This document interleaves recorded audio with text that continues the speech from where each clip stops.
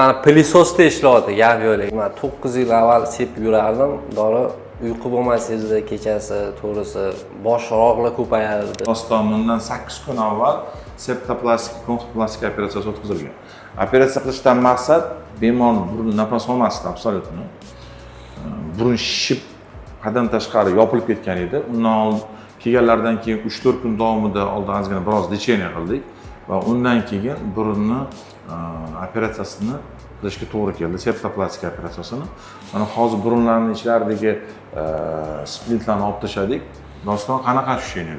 Zo'r aka, gap yo'q lekin. Bunaqa ощущение kameraga передать qilib bo'lmaydi-da, chunki men 9 yil avval sepib yurardim, dori uyqu bo'lmasdi kechasi, to'g'risi bosh og'riqlar ko'payardi.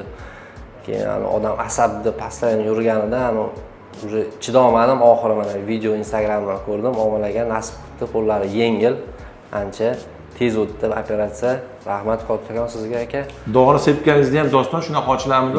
Yo'q, bunaqa. Hozir mana plisosda ishlayapti, gap yo'q. Yana ham ochiladi. Xohlasa. Etilgan muolajalarni qilib turasiz.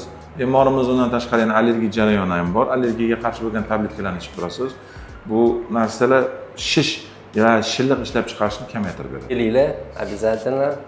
Sizlar ham xudo xolasa yaxshi bo'lasizlar.